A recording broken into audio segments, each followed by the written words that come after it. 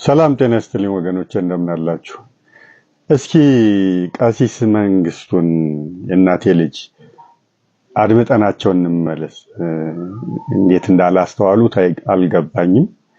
በጣም የተሳሳተ እና አደገኛ የሆነ መልእክትን ያስተላለፉት እንግዲህ ወዳጄ ነበሩ ግን ከቤተክርስቲያን የሚበልጥ ጉዳይ ስለሌለ ቤተክርስቲያን ስለምትበልጥ ነው አሁን እንዲታረሙ እንዲያስተካክሉ ይሄን መልእክት ማስተላለፍ የፈለኩት። አክቹአሊ እሳቸው ብቻ አይደሉም አንዳንድ ሰባኪያንም ይሄንን ሲሉት እሰማለሁ። ኧረ በብዛት ነው ምን አንዳንድ አለማስተዋል ነው ግን አለማስተዋል ነገሮችን ኮግኒቲቭሊ ባለማሰብ የሚመጣ የሐሳብ መናጠው ወይም ስህተት ነው እና ምንድነው ጉዳዩ አድምጡትና እንመለስ።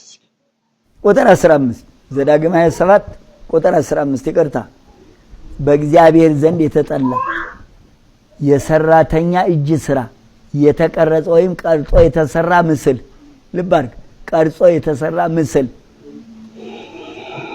የሚያደርግ በስውር የሚያቆመው እርጉም ይሁን።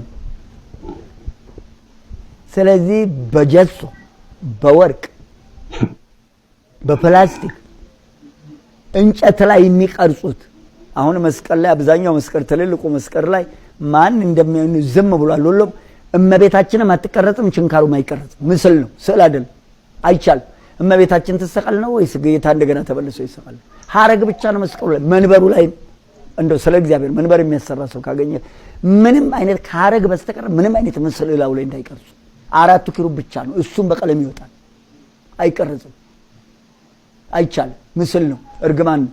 ስላሴ ቤተክርስቲያን አይተው ከሆነ ያ መልአክ ዙሪያውን እሱን ያሰሩ ሰዎች መታሰቢያቸውን ሁሉ ከምድረ ገጽ አጥፍተው አልተቀበሩባትም ቤተክርስቲያኗን ያልሆነ ስራ ስለተሰራ ይኸው ልብ አድርግ እግዚአብሔር ፍርዱን ሰጥቷል። አብረው የነበሩትን ቤተ መልክናውን ሁሉ ቀጥቷል እግዚአብሔር አምላክ ሁሉንም ምድረ በዳ ነው ወጥቶ ይጣላቸው ዝም ብለውታል። የሚናገር ሰው አልተገኘም። ልትጸዳ አልቻለችም። አይቻልም ምስል አይደረግም። ቦሌ መድኃኔዓለም አቆሙበታል ንከበታለሁ ሶስት ሰው አልተቀበለም። ይጠብቅ ቃሉ አይዋሽ መድኃኔዓለም ክርስቶስ ምስል አይደረግም። ችንካር ያለበት መስቀል አንገት ላይ አይደረግም። የማይገነጠል ከሆነ እንዳትገዙት ባዶ መስቀል ካህን ይባርከው አየው ካህኑ ሲባርከው መንፈስ ቅዱስ ያድርበታል። ከመስቀሉ በላይ መድኃኒት የለም። አልቴት አንዴ ቡዳ መድኃኒት አንዴ ስራ ስሩን አንዴ ሽንኩርት አንዴ ጤና አዳም አይደረግም። ከመስቀል በቀር ክህደት ነው። ሌላ ነገር ከተደረገ በታመሙ ሰው በማንኛውም ከመስቀል በቀር ሌላ ነገር እንትን እንዳትሉ አምነህ ካደረከው ከማንኛውም ነገር ይጠብቃል መድኃኔዓለም ክርስቶስ። ሰው ሰራሽ ከሆነ ሁሉ ይጠብቃል መስቀሉ። እግዚአብሔር ከኛ ጋር ይሁን። ጥሩ ጥያቄ ነው የጠየከኝ። እግረ መንገዱን ላንሳው ብዬ ነው አንጀቴና ራስከውዛ አሉ። እንግዲህ አባታችን ግን እንዳልኳችሁ በጣም ያለማስተዋል ነው ይሄ። ብዙ ሰባኪያን ናቸው እንደሚሉት ምንድነው ያሉ ያሉት ምስል የኛ አይደለም የኦርቶዶክስ አይደለም ስዕል ነው የኛ ይሉና መናፍቃን ለስዕልም የሚጠቅሱብንን ጥቅስ ይጠቅሳሉ።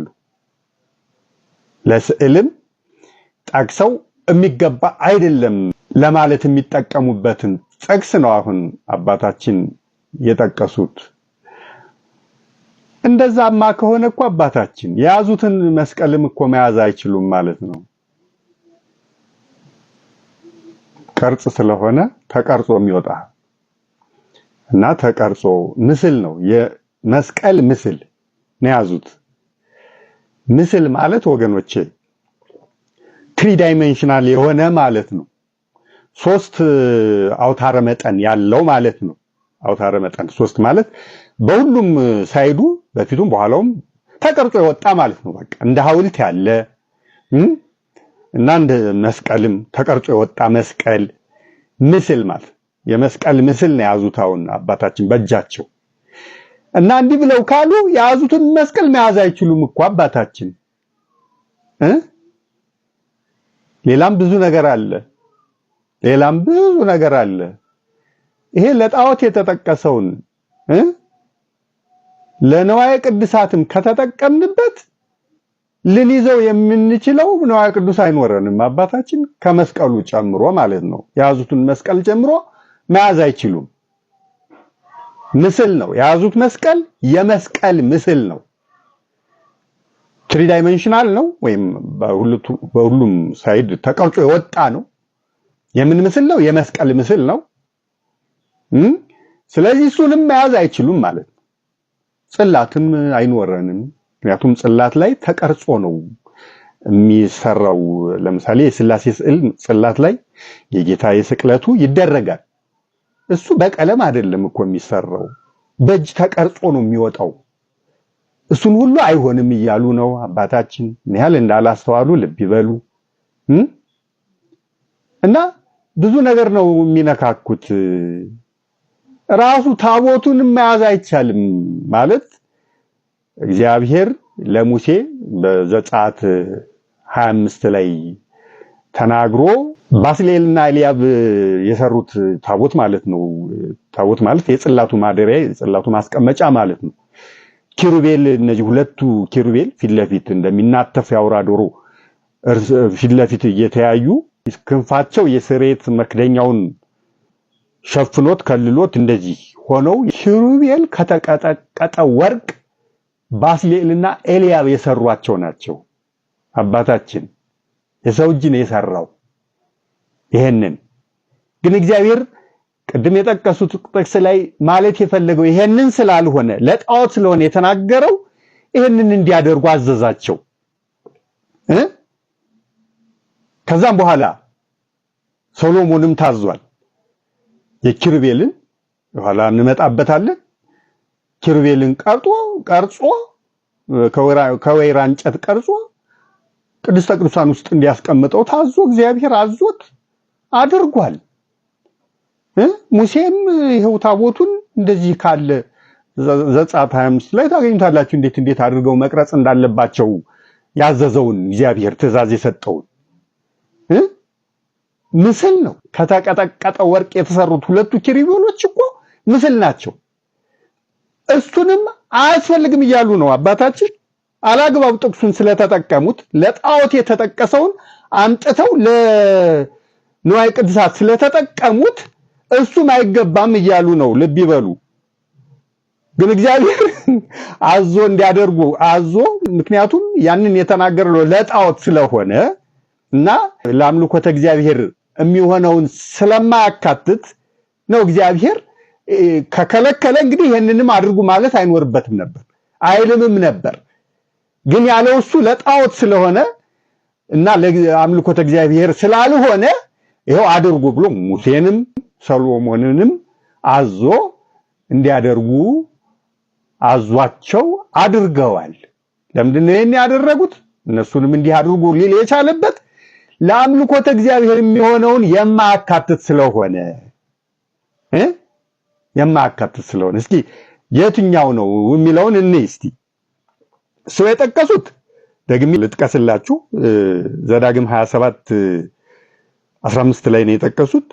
በእግዚአብሔር ዘንድ የተጠላ የሰራተኛ እጅ ስራን ልብ በሉ የተቀረጸ ወይም ቀልጦ የተሰራ ምስልን የሚያደርግ ልብ በሉ።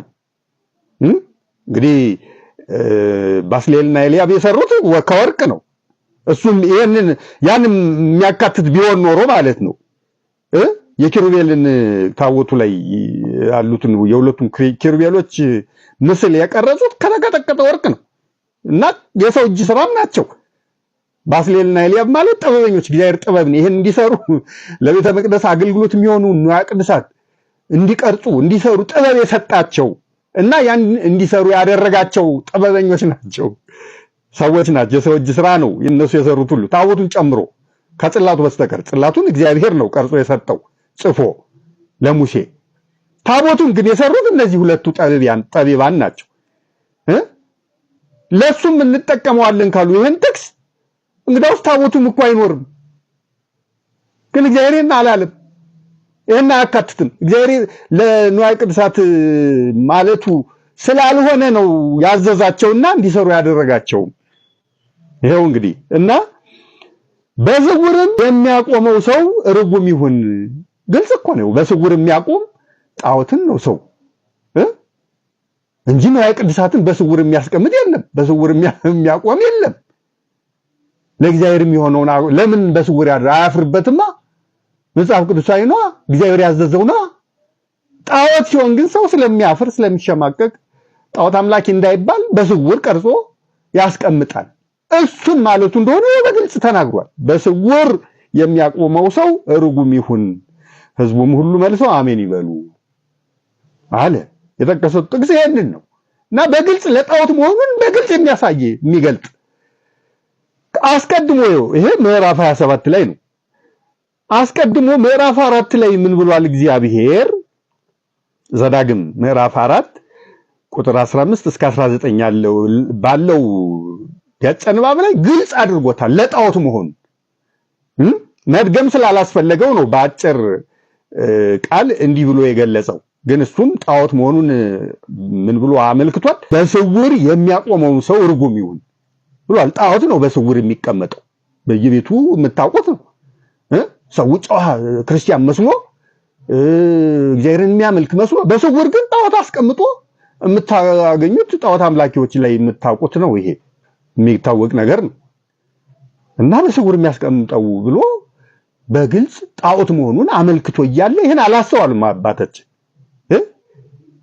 እና እንዲህ ብለው ለንዋየ ቅድሳት ጠቅሰውት ቁጭ እሳቸው ብቻ አይደሉም፣ ሌላውም ስንት አለ እና ምዕራፍ 4 ላይ ግን ምን ብሎ ተናግሯል ብለን ካል እግዚአብሔር መናፍቃንም እቺን ይጠቅሷታል። ለንዋየ ቅድሳት ስዕልን ጨምሮ ለንዋየ ቅድሳት የተነገረ አድርገው አስመስለው ይጠቅሱታል። ልብ ብላችሁ አድምጡኝ። እግዚአብሔር በኮሬብ በእሳት ውስጥ ሆኖ በተናገራችሁ ጊዜ መልክ ከቶ አላያችሁምና እጅግ ተጠንቀቁ፣ እንዳትረክሱ። የተቀረጸውን ምስል የማናቸውንም ነገር ምሳሌ ልብ እያላችሁ በወንድ ወይም በሴት መልክ የተሰራውን በምድር ላይ ያለውን የእንስሳትን ሁሉ ምሳሌ ልብ በሉ። ጣዖት ነው በእንስሳት አሮን የጥጃ ምስል ቀርጾ አይደል እንዴ? ይሄው ከግብጽ ያወጣችሁ አምላካችሁ ይሄ ነው ብሎ ያስመለካቸውና ያሰገዳቸው እስራኤላውያንን የጥጃ ምስል ከእንስሳትም የሚለው ለዚህ ነው። የእንስሳትን ሁሉ ምሳሌ፣ በሰማይ በታች የሚበረውን የወፍ ሁሉ ምሳሌ። ጣዖት በዚህ ሁሉ ነው የሚቀረጸው። በምድር ላይ የሚሽከረከረውን ሁሉ ምሳሌ። ምክንያቱም በዘንዶ በደራጎን አይደል ጣዖት። በተለይ በጥንት ዘመን ጣዖት እኮ ይሄ ነው። በዘንዶ የተቀረጸ በደራጎን በሌላ አውሬ የተቀረጸውን ሁሉ ምሳሌ የሚሽከረከረውን ሁሉ አለ። ከምድርም በታች በውሃ ውስጥ የሚኖረውን የአሳን ሁሉ ምሳሌ አታድርጉ። አያችሁ ጣዖት መሆኑን ስለ ጣዖት እያወራ መሆኑን በግልጽ እየተረዳችሁ ነው። አታድርጉ። ዓይኖችህን ወደ ሰማይ አንስተህ አምላክህ እግዚአብሔር ከሰማይ ሁሉ በታች ላሉት አሕዛብ ሁሉ የሰጣቸውን የፀሐይንና ጨረቃን ከዋክብትንና የሰማይ ሰራዊትን ሁሉ ባየህ ጊዜ ሰግደህላቸው አምልካቸውም እንዳትረክስ ተጠንቀቅ። የሰማይ ሰራዊት ሲል የጠፋውን የሰይጣንና የሰራዊቱን የዲያብሎስን ሰራዊት ማለቱ ነው። ምክንያቱም እሱን ነው የሚያመልኩ ብዙ አሁንም ድረስ አሉ። ሳጥናኤልን ቁጭ አድርገው ቀርጸው በሰይጣን የሚያመልኩ እኮ አሉ አሁንም ድረስ። በጥንት ዘመን ደግሞ ይሄ በስፋት ይፈጸም የነበረ ነው። የሰይጣንን ሳጥናኤልን እና ሳጥናኤል የሰማይ ሰራዊት ነው የወደቀው የጠፋው ሆነ እንጂ የሰማይ ሰራዊት እና ይሄንን ማለቱ ነው። አምልካቸውም አለ። ልብ በሉ አምልካቸውም የሚለው ቃል ጣዖት መሆኑን በግልጽ የሚገልጽ ነው።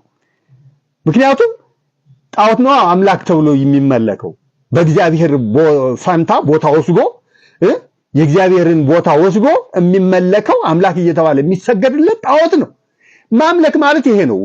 እነዚህ ደናቁርቱ መናፍቃን ለምሳሌ የቅዱሳንን ስዕል የጌታችን የእመቤታችንን ስዕል ይዘን አክብረን አስቀምጠን የሚገባውን ክብር ስንሰጥ አመለኩ ይሉናል። እንደምናመልክ አድርገው ያስባሉ። ደንቆሮች ስለሆኑ ነው። ማምለክ ማለት ግን እግዚአብሔር ብሎ ያንን ነገር እግዚአብሔር ፈጣሪ ብሎ ለአምላክነት የሚገባውን ክብር መስጠት ማለት ነው ማምለክ ማለት። እኛ የቅዱሳንን ስዕል አምላክ ነው ብለን አምልከን አናውቅም። ሌላም ነገር በሉ ስናደርግ ለቅዱሳን የሚገባውን እግዚአብሔር እናንተን የሚቀበል እኔን ይቀበላል፣ የላከኝንም ይቀበላል። እናንተን የሚጥል እኔን ይጥላል፣ የላከኝንም ይጥላል ስላለ የሚገባውን ክብር እንድንሰጣቸው ስላሳሰበን የት ነው ያለው? ይሄንን የሉቃስ ወንጌል ምዕራፍ 10 ቁጥር 16 ላይ ታገኙታላችሁ። ማቴዎስ 24 ቁጥር 42 ላይ ታገኙታላችሁ። እናንተን የሚጥል እኔን ይጥላል፣ የላከኝንም ይጥላል ነው ያለው። መናፍቃን ቅዱሳን ሐዋርያትን ቅዱሳንን ሲጥሉ ጌታን እንደጣሉ የምታውቁት እና ጌታ ጌታ ሊሉ እንደማይችሉ የምትረዱት ይሄንን የጌታን ትእዛዝ ሽረው ነው ቅዱሳንን የጣሉት። ጌታ ግን ምን አለ? እናንተን የሚጥል እኔን ይጥላል፣ የላከኝንም ይጥላል አለ። እናንተን የሚቀበል እኔን ይቀበላል፣ የላከኝንም ይቀበላል። ጻድቅን በጻድቅ ስም የሚቀበል የጻድቁን ዋጋ ይወስዳል። ከነኚህ ከታናናሾቹ ላንዱ በደቀ መዛሙርቴ ስም ቀዝቃዛ ጽዋ ውሃ እንኳ የሚያጠጣ እውነት እላችኋለሁ ዋጋው አይጠፋበትም። ዝክር ማለት ነው። አሁን የኔ ቢጤዎች የሚለምኑን በቅዱሳን ስም ነው አይደል? ለነሱ በደቀ መዛሙርቴ ስም ነው ያለው። ቀዝቃዛ ጽዋ ውሃ እንኳን ብትሆን የሚያጠጣ ዋጋው አይጠፋበትም ማለት እና ይሄንን የጌታን ቃል ሽረው ነው መናፍቃን ጥለው ነው ቀደው ጥለው ነው ጌታ ጌታ የሚሉት። ጌታ ግን ቅዱሳንን ጥለው ጌታ ጌታ ሊሉ እንደማይችሉ እንዲህ በግልጽ ነግሯቸው እያለ ነው እንግዲህ አጋንንት አድረውባቸው ቅዱሳንን ጥለው ጌታ ጌታ የሚሉት። ከቶውንም አላውቃችሁም ነው የሚላቸው። በግልጽ ተናግሯል። እናንተን የሚጥል እኔንም ይጥላል፣ የላከኝንም ይጥላል ስላለ ማለት ነው። ስለዚህ እኛ የቅዱሳንን ስዕል ይዘን ለቅዱሳን የሚገባውን ክብር የጸጋ ክብር ስንሰጥ እያመለክን አይደለም። ማምለክ ማለት ያንን ነገር አምላክ ነው ፈጣሪ ነው ብሎ ለአምላክነት የሚገባውን ክብር መስጠት ማለት ነው ማምለክ ማለት። ደንቆሮች ደናቁርቶች ሆይ ይሄን እንኳን አታውቁ እንደሆነውን ሁሉ አመለካችሁ። ማምለክ ያለ ቦታው ይጠቀሙታል ቃሉን። ደንቆሮች ናቸው፣ ጥራዝ ነጠቆች ናቸው፣ አያውቁማ። ስለዚህ አምልካቸውም እንዳትረክስ ተጠንቀቅ ያለው ጌታ ለጣዖታት መሆኑ ጣዖታት ናቸው አምላክ ተብለው የሚመለኩት የእግዚአብሔርን ቦታ ወስደው የሚመለኩት። ስለዚህ ይሄ ለጣዖት የተጠቀሰ ጥቅስ እንጂ ለአምልኮተ እግዚአብሔር የተጠቀሰ ጥቅስ የተነገረ መልእክት አይደለም። እግዚአብሔር የተናገረው አይደለም። ይህ አለመሆኑንም የምታውቁት እግዚአብሔር ሙሴን በዘጸአት 25 ላይ ታቦት እንዲቀርጽ ያዘዘው መሆኑን ስታዩ፣ ስታነቡ፣ ስትመለከቱ ምስልን ጨምሮ ማለት ነው። ምስልን ጨምሮ ዘጸአት 25 ላይ ታገኙታላችሁ። የኪሩቤልን ምስል ከተቀጠቀጠ ወርቅ ስርየት መክደኛው ላይ እንዲያስቀምጥ አዞታል እግዚአብሔር ሙሴን። እንግዲህ ለአምልኮተ እግዚአብሔር የሚሆነውንም የሚያካትት ቢሆን ይሄ መልእክት ይሄ ቃል የእግዚአብሔር ቃል እንዴት ነው ታዲያ እግዚአብሔር ሙሴን ከተቀጠቀጠ ወርቅ የኪሩቤል ምስልን ስርየት መክደኛው ላይ እንዲያስቀምጥ ያዘዘው? ታዲያ እንዴት ሊያዘው ቻለ? ታዲያ ስላልሆነ ነው። አያችሁ፣ ለአምልኮተ እግዚአብሔር የሚሆነውን የማያካትት ስለሆነ የተናገረው ቃል ለጣዖታት የተናገረው መሆኑን ለጣዖታት የተናገረው ስለሆነ ነው። ለአምልኮተ እግዚአብሔር የሚሆነውን የማያካትት የማይመለከት ስለሆነና ለጣዖታት ብቻ ስለሆነ ነው እግዚአብሔር ሙሴን ታቦት እንዲሰራ ለጽላቱ ማደሪያ ታቦት እንዲሰራ ሲያዘው ሁለት ኪሩቤልን እንዲያስቀምጥ ያዘዘበት ምክንያት በመሐከል እሱ ተቀምጦ በዛ ታቦት ላይ አድሮ ለሕዝቡ የሚሆነውን መልእክት እንደሚናገር የገለጸው። ላንብበው የቱ ጋር እንዳትሉ ዘጸአት 25 ከ19 እስከ 22 ታገኙታላችሁ። ከስርየት መክደኛውም ጋር አንዱን ኪሩብ በአንድ ወገን ሁለተኛውንም ኪሩብ በሌላ ወገን አድርገህ በአንድ ላይ ትሰራዋለህ። እግዚአብሔር ነው ይሄን የሚለው። ኪሩቤልም ክንፎቻቸውን ወደ ላይ ይዘረጋሉ፣ የስርየት መክደኛውንም በክንፎቻቸው ይሸፍናሉ፣ ፊታቸውም እርስ በርስ ይተያያል። የኪሩቤልም ፊቶቻቸው ወደ ስርየት መክደኛው ይመለከታሉ። የስርየት መክደኛውንም በታቦቱ ላይ ታደርገዋለህ። እኔም የምሰጥህን ምስክር በታቦቱ ውስጥ ታኖረዋለህ። በዚያም ከአንተ ጋር እገናኛለሁ። የእስራኤልንም ልጆች ታዝ ዘንድ የምሰጥህን ነገር ሁሉ በምስክሩ ታቦት ላይ ባለው በሁለቱ ኪሩቤል መካከል በስርየት መክደኛው ላይ ሆኜ አነጋግርሃለሁ። ይሄን ያለው ማን ነው? እግዚአብሔር። ምን ትሆኑ እንግዲህ። ስለዚህ ያ ቅድም ያነበብነው ቃል ለጣዖታት የተነገረ እንጂ ለአምልኮተ እግዚአብሔር የሚደረጉትን የሚመለከት አይደለም ፈጽሞ። ጭንቅላት ካላችሁ ማድመጥ፣ መገንዘብ፣ መረዳት የሚችል ጭንቅላት ካላችሁ መናፍቃን ይኸው ለሁሉም ቢሆን ለእግዚአብሔርም የሚሆነውን ቢሆን ኖሮማ ይሄንን አድርግ ብሎ አያዝም ነበር እግዚአብሔር። ሙሴን ብቻ አይደለም ሶሎሞንም እንደዚሁ ብሎታል። ጠቢቡ ሰሎሞንን ቤተ መቅደሱን በኋለኛው ዘመን በሰራ ጊዜ አንደኛ ነገሥት ምዕራፍ 6 ላይ ታገኙታላችሁ። ገጸ ንባቡ እዛ በደንብ ተገልጿል። እንደገና ደግሞ ሶሎሞንን ጠቢቡ ሰሎሞንን እግዚአብሔር ከወይራ እንጨት 5 ክንድ ወደዚህ 5 ክንድ ወደ ቀኝ 5 ክንድ ወደ ግራ የሚሆን ክንፍ ያላቸውን ሁለቱን ኪሩቤል ከወይራ እንጨት ቀርጾ ቅድስተ ቅዱሳን ውስጥ እንዲያስቀምጠው ሲያዘው ታገኙታላችሁ። እግዚአብሔር ውስጥ ብቻ አይደለም፣ ቅድስተ ቅዱሳኑ ውስጥ ብቻ አይደለም፣ በመቅደሱ መቅደሱንና ቅድስተ ቅዱሳን በሚለየው መጋረጃ ሙሴንም ብሎታል። ሶሎሞንን ብቻ አይደለም። ሙሴን ዘጸአት 26 ቁጥር 31 ላይ ታገኙታላችሁ። ቅድስተ ቅዱሳንና መቅደሱን የሚለያቸው ይሄ የሰማያዊ የሐምራዊና የቀይ መጋረጃዎች ላይ የኪሩቤልን ጥልፍ እንዲጠልፍ ሲያዘው ታገኙታላችሁ እግዚአብሔር ሙሴን። ይሄንኑ ትእዛዝ ደግሞ መልሶ ኋለኛው ዘመን ለሶሎሞን ለጠቢቡ ሰሎሞን መቅደሱን በሰራ ጊዜ መጋረጃው ላይ ሰማያዊ ሐምራዊና ቀይ መጋረጃ እንዲያደርግ ያዘውና እዚያ ላይ የኪሩቤልን ጥልፍ እንዲጠልፍ ሲያዘው ታገኙታላችሁ። በጠቀስኩላችሁ ጥቅሶች ማለት ነው። እና እግዚአብሔር ለራሱ የሚደረገውን ለአምልኮተ እግዚአብሔር የሚሆነውን እንዳልሆነ በዚህ ታረጋግጣላችሁ። ያንን ቃል የተናገረው የተቀረጸውን ምስል ላንተ አታድርግ ሲል የትኛውም ማለቱ እንደሆነ በሁለቱ ለሙሴና ለሶሎሞን ከተናገራቸው። ምክንያቱም ለራሱ የሚሆነውን ቢሆን ኖሮ ሙሴንና ሶሎሞንን አያዛቸውም ነበር፣ አድርጉ አይላቸውም ነበር። አድርጉ ሊላቸው የቻለው ከራሱ ውጭ የሚሆነውን እና አምላክ ተብለው የሚመለኩትን ጣዖታት እንደሆነ ሲያረጋግጥ ነው እንግዲህ። ስለዚህ አባታችንም ሌሎች ሰባኪያንን የሚሉትን እንዴ በጣም እኮ የሚገርም ነው። ጽላት እኮ የለንም እያላችሁ ነው። ጽላቱ ላይ ታዲያ በቀለም አይደለ? በቀለምስ ቢሆን እሺ ቆይ ስዕል ነው አላችሁ። ስዕልን ታዲያ የሚገባ መሆኑን ከየት አመጣችሁ ታዲያ?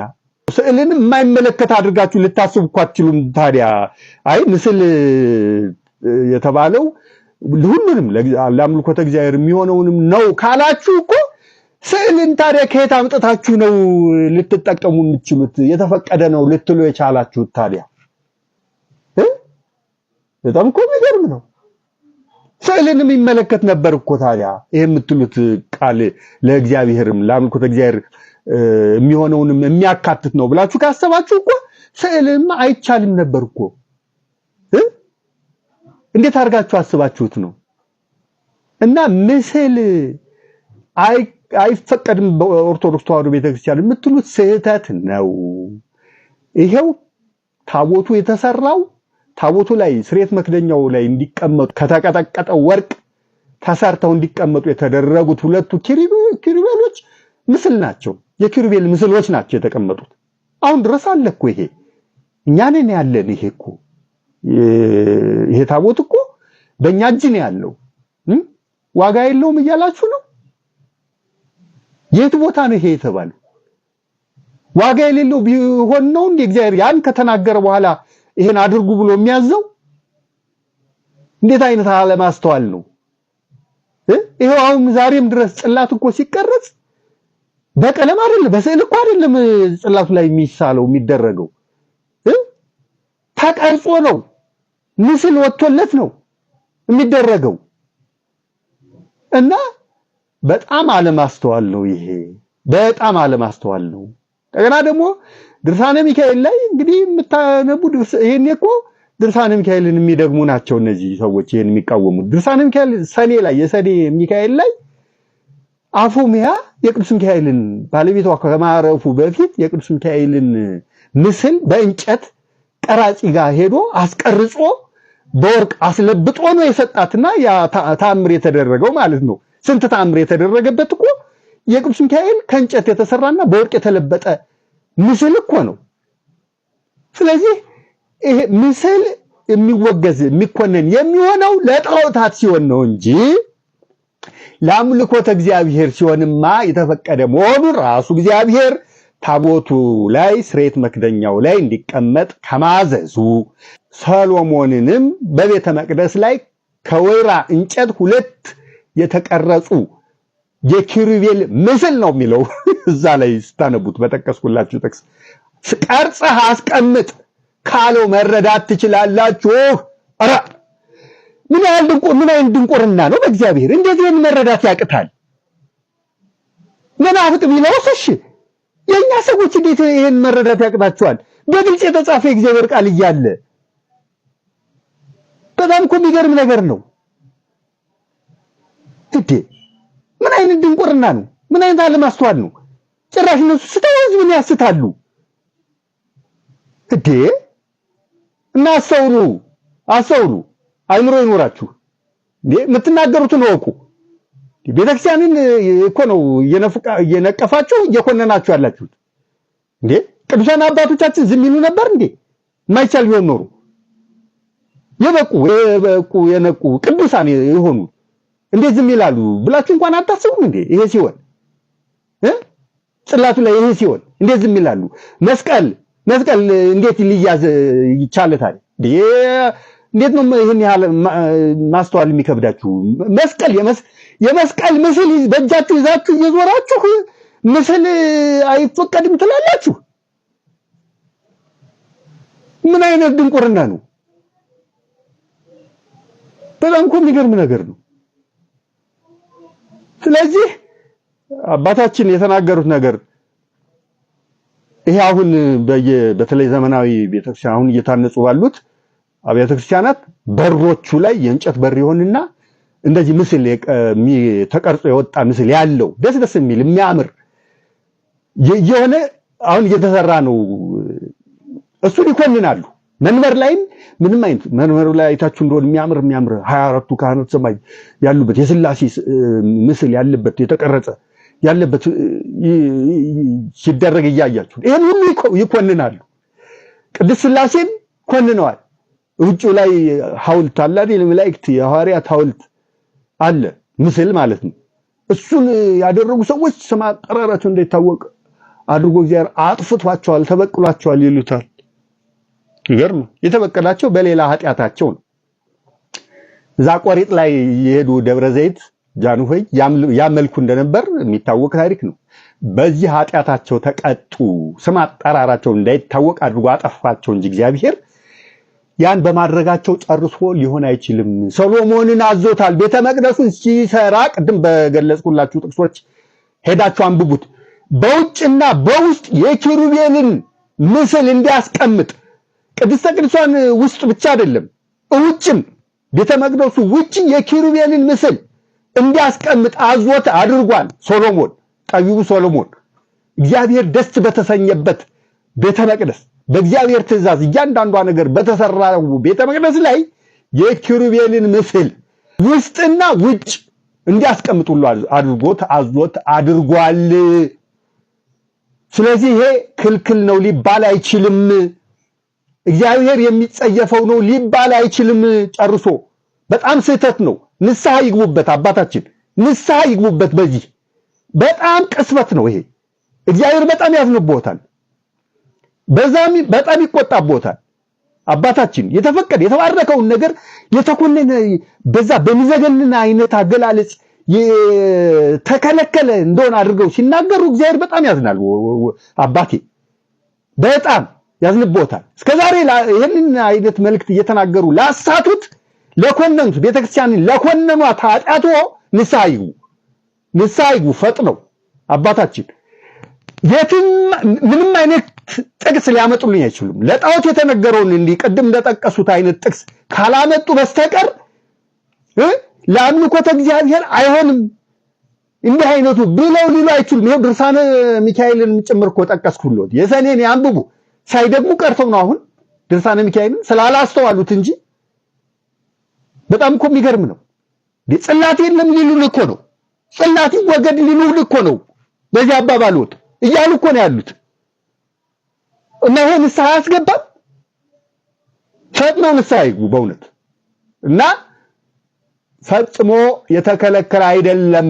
እግዚአብሔር ቅድም በጠቀስኩላችሁ ጥቅሶች በአንደኛ ነገሥት ምዕራፍ 6 ላይና ሁለተኛ ዜና መዋዕል ምዕራፍ 3 ላይ እግዚአብሔር በደንብ አድርጎ ግልጽ አድርጎ ተናግሮታል። የሚቻል መሆኑን ብቻ ሳይሆን እንዲያደርግ እያዘዘው ሶሎሞን እንዲያደርግ እያዘዘው እንዴት ነው ለሙሴ ክልክል ነው ብሎ ተናግሮ ከ1000 ዓመት በኋላ ሶሎሞንን ደግሞ እንደገና እንደዛ እንዲያደርግ የሚያዘው እግዚአብሔር የሚናገረውን የማያውቅ አምላክ ነው እንዴ? ለአንዱ የከለከለውን ለሌላ የሚፈቅድ አምላክ ነው እንዴ? እንዴት አድርጋችሁ ነው የምታስቡት? ኧረ ድንቁርና! ኧረ ፈሩ! በስላሴ ስም እንዴት አይነት ነገር ነው በእግዚአብሔር። እና የተፈቀደ ነው። ሊቃውንቱ ይህን ስለሚያውቁ ነው። አሁን በአንዳንድ ቤተክርስቲያናት አይታችሁ የሚያምር መንበር የስላሴ ምስል ያለበት የ24ቱ ካህናተ ሰማይ ምስል ያለበት የሊቀ መላእክቱ የቅዱስ ሚካኤል የቅዱስ ገብርኤል በግራና በቀኝ ያለበት የሚያማምር መንበር ምስል የተቀረጸ ምስል ያለበት እግዚአብሔር እንዳዘዘው ማለት ነው። ሶሎሞንን እንዳዘዘው እያደረጉ ጠቢባን የሰሩት ነባስሌል ነኤልያብ ለሙሴ ታቦቱ ላይ እንደሰሩት እያደረጉ የሚያማምር እያደረጉ በሮች ላይ እና ይቻላል። ፈጽሞ የተከለከለ አይደለም። አባታችን ከዚህ ኃጢአቱ ጋር እንዳይለዩና ፍርድ ኩነኔ እንዳያመጣቦት ፈጥነው ንስሐ ይግቡ። ስህተት እንደሆነም ለሕዝቡ የተናገሩት ቃል ባለማስተዋል የተናገርኩት ነው ብለው ይግለጡ። ይሄን ለማድረግ የሚከብዶት በኢጎ የታነቁ ሰው አይመስሉኝም። አስተዋይ ነው፣ አውቀውታለሁ። ወዳጆች ነን፣ አውቀውታለሁ። የተናገርኩትን ቃል የእግዚአብሔርን ቃል ልብ ብለው ያስተውሉና ይሄን ስልኮ ጽላቱን ጣሉ እያልኩ ነው ብለው ተረድተው ድርሳነ ሚካኤልን ጣሉ ወርውሩ እያልኩ እኮ ነው ምን ነክቶኝ ነው ብለው ወደ ልቦ ተመልሰው ተጸጽተው ንስሐ ይግቡ። ለሕዝቡ አሳስቻችኋለሁና እውነቱ ግን ይሄ ነው ብለው ይግለጹ፣ ይናገሩ ነው የምልዎት። ሌሎቻችሁም እንደዛው። ይሄ በጣም በእውነት በጣም የሚገርም ነው እኮ እውነት ወዳጆቼ። እና ሼር፣ ኮፒ ሊንክ፣ ሪፖስት፣ ላይክ፣ ኮሜንት፣ ፎሎው ኤንድ ሰብስክራይብ እያደረጋችሁ ይሄንን መልእክት ለሁሉም አድርሱልኝ። እግዚአብሔር ይስጥልኝ። አመሰግናለሁ።